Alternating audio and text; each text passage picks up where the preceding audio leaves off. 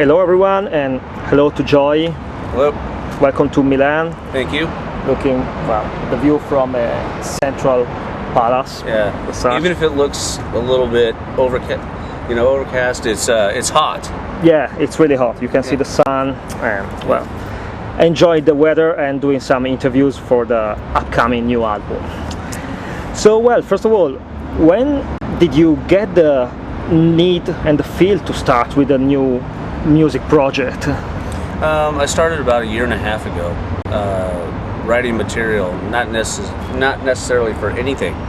I was just writing to create, and I went up to a studio where we did All Hope Is Gone, Slipknot, and I just started writing. I was just writing for myself. I didn't have any plans for anything, or it was just me getting some songs down on tape, and it was turning out so good I wanted to pursue it. So I started thinking about a vocalist who I'd like to get on this, and I didn't really want to get a vocalist that was already known. So it's already like, vocalists are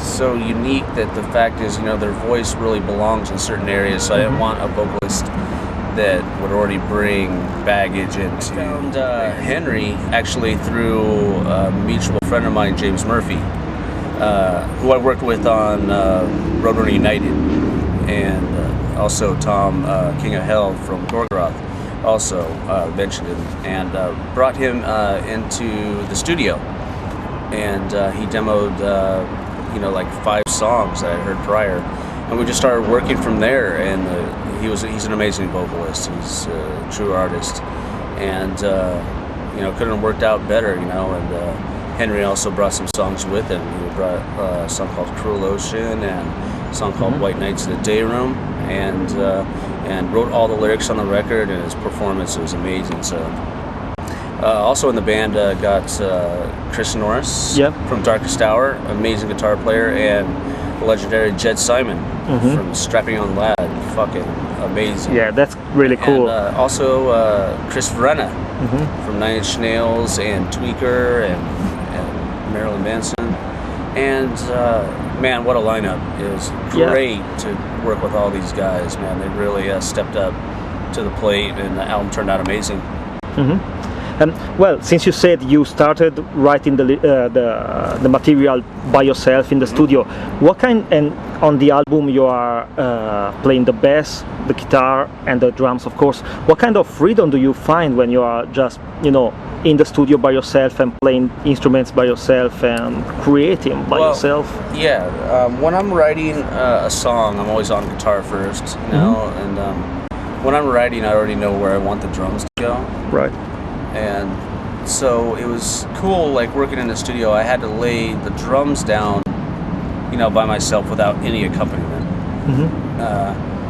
But it was kind of good because I could make sure I could really concentrate on just the drums without any distraction.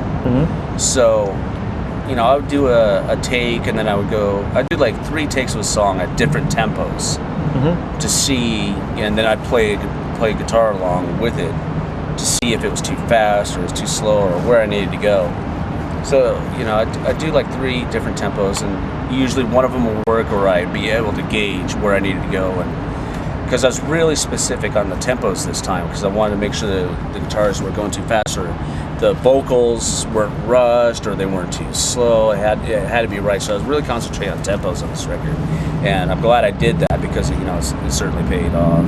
So after I got the drum tracks all solid, I did them again without anyone playing with me, and then I just started on guitar tracks. From then I went to bass, and then the last couple songs we did for the record, White Nights in the Day Room and Cruel Ocean, I laid the drums down to those, and then Henry took over and did the guitar and the bass to that, and then for all the rest of the stuff that we needed guitar leads, and we needed keyboards and sampling and all that, and Chris Norris from Darkest Hour and Jed Simon from Strapping on Lad fucking killed it. Yeah, you just gave them a call and they were there, and how did it work out? Yep, I've known Jed from the Jägermeister tour we did in 2004. He was Tech and Byron, who's also in Zimmer's Hole with him. and I met Jet way back then, and been a fan of his playing for a while. And Reese Fulber and him are friends, and Reese producing the record, and so he was a perfect choice, and he came down and totally hit it off, and he fucking ruled the record, man. He did such a great job. And same with Chris Norris, man. They're such a great guitar team. You know, they're similar, but their styles are different. So that's exactly what we're looking for. And Brenna, I mean, he's his own monster. He's just fucking, completely in a league of his own. So he was really the icing on the cake of the record for sure, man. And I couldn't ask for a better group of guys to make a record with, and it turned out way beyond my expectations. Yeah, it does sound great. Thank you. Yeah. I can't wait for people to hear it.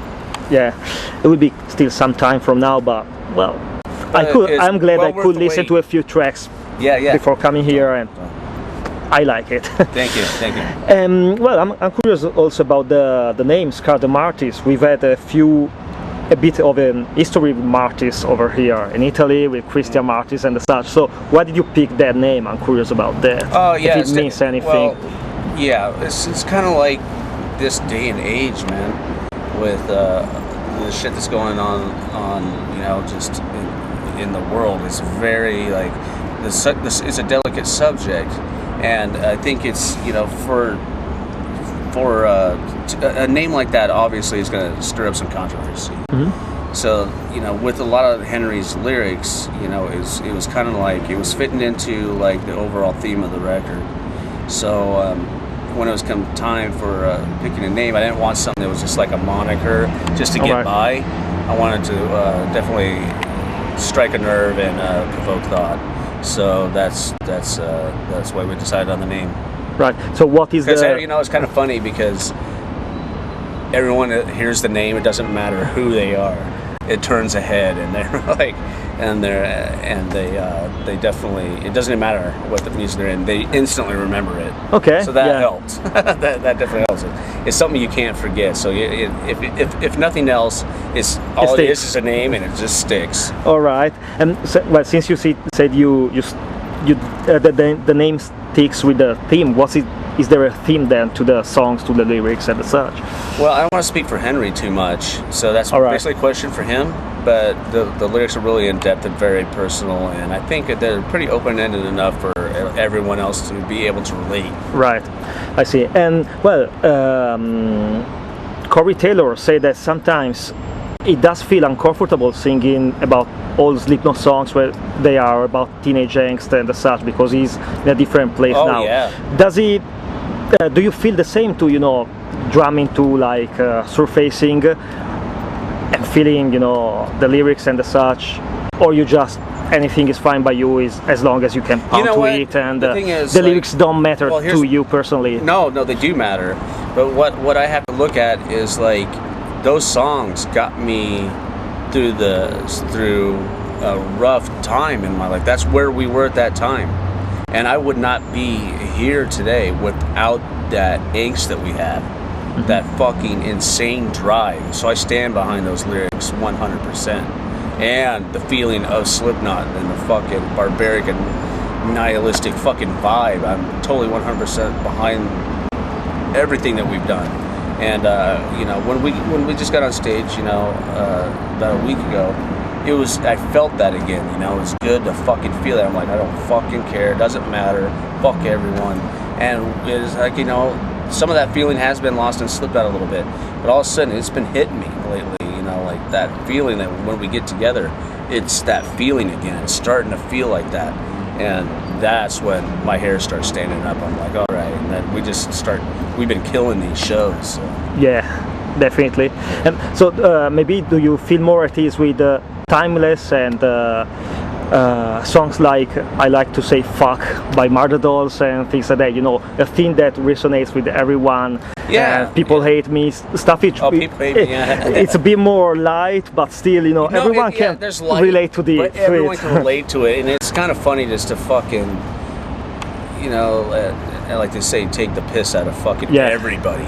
Fuck it, it's like no one is safe, like in the Martyr and all that stuff. It was just. Everyone's under attack, and we didn't really care about the repercussions or anything. So, yeah, it's a good time. Yeah, well, I have the T-shirt with people hate me, and People hate me on the I back. totally stand that's behind about that. yeah. It's like the biggest fuck you. It's like it's like kind of cool like to just wear a shirt that says something like that. It's Yeah. like straight up, this is the way it is. Yeah, I was stopped in the street by an old man saying, "People don't hate you," and I was like, Oh, really? "All right, yeah." Here in Milan a few years ago, But I it's was cool very because it draws attention. yeah, That's all it's it supposed does. to do. That's So it all was it's cool. supposed to do. And what kind of place of mind do you feel yourself at right now then with the new band and Good, man, and creatively very happy. And mentally in a very good state. I'm just having.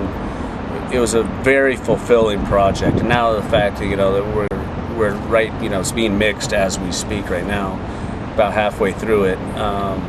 The fact that we're going to go on tour soon and play these songs live after all the hard work is going to be great.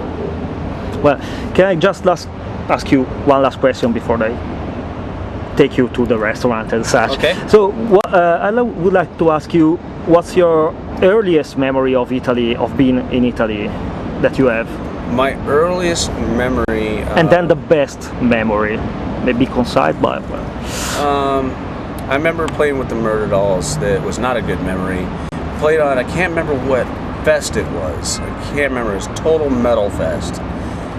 And I remember it's fucking Murder Dolls. I remember playing fucking up front. And I can't remember even what song it is. It doesn't matter. I remember fucking someone throwing a fucking full like jelly and peanut butter and jelly sandwich right towards me and nailing my guitar, nailing my SG, and just the jelly just all the fucking down the frets and everything. I'm like, I couldn't do anything about it but laugh, and I just went and interchanged my guitar. I'm like, this is the fucking show we're at, I guess. Yeah. Fuck it. I went back out and just, oh, you know what it was? It was opening for Iron Maiden. oh, all That right, makes sense. all right. That's what it was. So yeah, that whole tour was that was fucking crazy, man. But it's kind of funny that we really won over the Maiden crowd by just talk about Iron Maiden between every song and just kind of making it a pre-Maiden show. So it's kind of funny. But, All right. Well, I look forward to seeing you in Italy again with whatever band you decide to tour right, yeah, with. it will be Scar the Martyr and Slipknot. So. All right, that's great.